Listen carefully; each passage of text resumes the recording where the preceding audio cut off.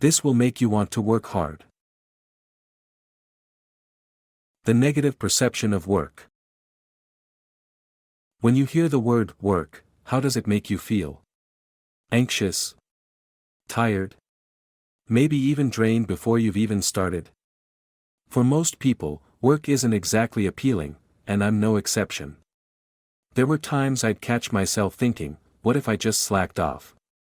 How bad could it really be? It's easy to associate work with struggle, stress, and less happiness. That's why it's so hard to outwork others.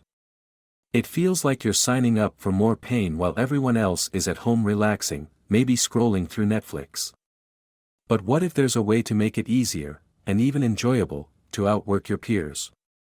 That's what I want to share with you today. Hey, team! It's Mindset Buddy here. A little about me: to become valedictorian and get into a top 10 university, I did things like taking extra math courses outside of school, leading multiple clubs, and playing varsity sports.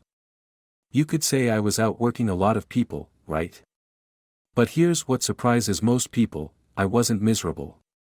Even now, working longer hours than the average 9 to 5 job, I can honestly say I've always been content. And no, knock on wood, I've never burned out. What I want to share with you today is the key that has helped me do this sustainably. It all started when I watched an incredible TED Talk called "There's More to Life Than Being Happy" by Emily Esfahani Smith. In her talk, Emily explained something profound: when people make life all about chasing happiness, they often end up feeling more depressed. Author George Orwell once said, "Men can only be happy when they do not assume that the object of life is happiness." Think about it. Here in the US, we live in a first-world country where, for the most part, our lives are pretty good.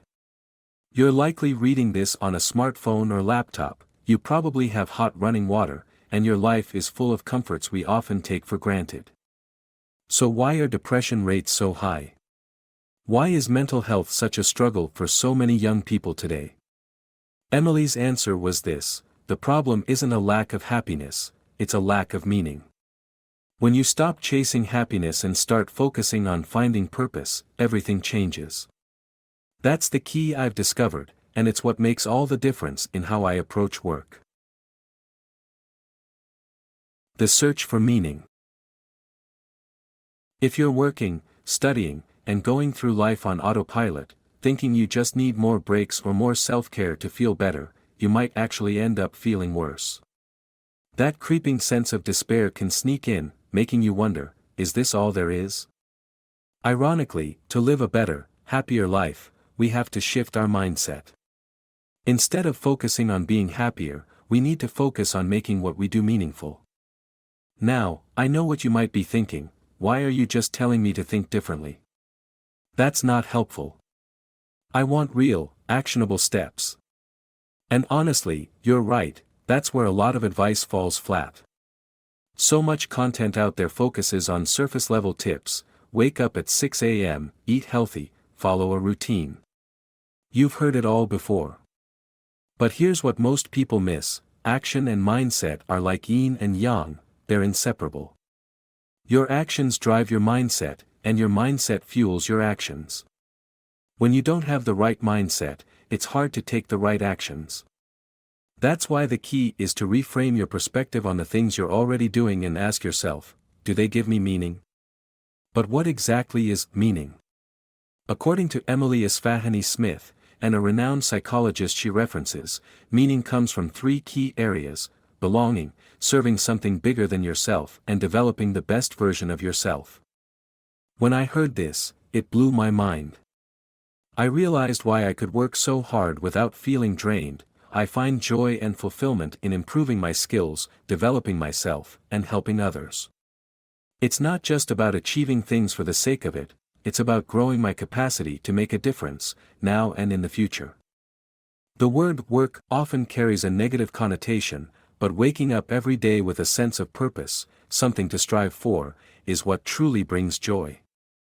That's why so many of my friends with ultra-rich acquaintances share the same story: their friends, who seemingly have everything, money, endless free time, luxury items, are often depressed. Sure, they can buy all the Louis Vuitton bags they want or spend hours gaming, but they don't feel like their lives have any real meaning. Now that we've uncovered the key, reframing our mindset, it's time to take it a step further. Let's dive into how we can reframe 5 common things in our daily lives to make them more meaningful. Practical reframing strategies. 1. Work itself. Reframe work not as a chore or something you're forced to do, but as a step towards something you know you can achieve. My friend once said he feels like he can achieve anything he sets his mind to, and that's exactly the mindset you need. Believe that whatever you're pursuing is already part of your destiny. All you have to do is put in the effort to make it happen. Your potential is already there, you were born with it.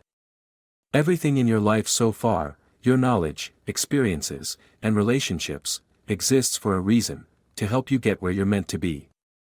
That's how I reframed work when I was striving to be valedictorian. I believed it was already in the cards for me to rank number 1, as long as I did the work. If the result is guaranteed as long as you take the steps, then why wouldn't you? All you're doing is turning your ideal future into reality. 2. Watching TV. There's nothing wrong with watching TV. I watched The Legend of Korra during lunch today. But a lot of people spend all their free time glued to Netflix or YouTube after work or school. The thing is, life is beautiful because of the memories we make. Watching TV rarely creates memories. In 5 years, you're not going to remember the plot twists from Grey's Anatomy or which character said, "Pick me, choose me, love me."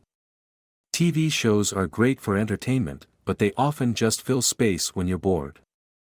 Think about it, movies are perfect for plane rides or waiting in line, they're great when you're stuck somewhere and need to pass time. Instead, try reframing TV as a way to bond with others. Watching a movie or show with someone makes it an experience, a memory you can look back on. It turns passive entertainment into something meaningful. 3. Scrolling on your phone. Believe it or not, I once tried to get into TikTok during the spring of 2020. I downloaded the app, scrolled through the For You page, and every time I came across something I didn't like, I immediately closed it. Eventually, I gave up. Why? Because I didn't want to risk wasting my time on things that didn't matter or didn't add value to my life. Here's the thing about scrolling, it's a lack of control. Life already throws enough at us that's out of our control, why willingly add one more thing? When I want to learn how to do something, like getting straight A's or glossy hair, I purposefully search for a solution on YouTube. I watch what I need, and I'm done. I don't need TikTok or YouTube shorts feeding me random information I didn't ask for, like Ariana Grande's voice changes. Reframe scrolling as something that takes away control. Instead of letting random content dictate your time and attention, be intentional. Take control of what you consume, and more importantly, what you don't. 4. Video games. When I was younger, I loved video games because I played them with my sister. It was fun and brought us closer. But as I got older, I realized how addictive games can become. People chase the next level, the next achievement, or the extra points, and they lose sight of the bigger picture. Now, I don't play games anymore because I'm completely hooked on the game of life. I'm excited to work on my YouTube channel, invest in my relationships, and build real-life value. I love leveling up in the areas that truly matter, whether that's developing skills, creating new opportunities, or earning money. Reframe games, whether they're on your phone, PC, or console, as a way to earn things that don't actually help you grow. Instead, focus on leveling up in real life. Gain new skills, deepen your relationships, or create opportunities for yourself. Those are the achievements that will truly make a difference. Reframing isn't about taking away the things you enjoy. It's about finding the deeper meaning in your actions and making sure they contribute to the life you want to live. The importance of quality time. 5. Spend quality time with loved ones. Why is this on the list? Because sometimes, when we hear advice over and over, whether it's to cherish loved ones, work harder, or be more productive, we start to tune it out. We become desensitized. The more we think, I should be doing this, the more resistant we feel toward actually doing it. But here's the truth, spending quality time with loved ones is one of the most important things you can do. And yet, so many of us, including me, don't prioritize it enough. It's easy to get caught up in the grind, telling yourself there's always more time to connect later. Let me put it into perspective. Imagine a graph showing the time you spend with different people throughout your life. It's shocking to see how dramatically the time spent with family and close friends drops off after your early years. Meanwhile, you end up spending the majority of your adult life around coworkers. On your deathbed, you're not going to wish you spent more hours at the office. You'll wish you spent more meaningful time with the people you love. You'll also wish you did more to make them proud. Thinking this way helps us prioritize those relationships and truly cherish the time we have. Why it matters. Those are the 5 common actions we should reframe to live a more meaningful life. By changing your mindset, you make these actions easier and more enjoyable to follow through on. The last point, spending time with loved ones, is especially important because of its ripple effect. Recharging and connecting with others energizes you. It makes you more excited to work on things that go beyond yourself, to feel like you belong, and to keep growing as a person. Ultimately, these actions, reframed with meaning, contribute to what life is truly about, finding purpose, connection, and fulfillment. Conclusion: the mindset shift. As Albert Einstein famously said, and I've heard he's pretty smart, so we should probably listen to him, strive not to be a success, but rather to be of value. Now, more than ever, I believe this idea rings true. To live happier, more fulfilling lives, we need to start with the right mindset. It's not just about achieving success, it's about making a difference, finding purpose, and contributing value to the world.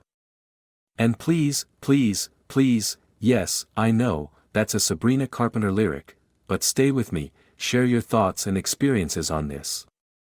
What has worked for you when trying to work harder or when searching for meaning in your life?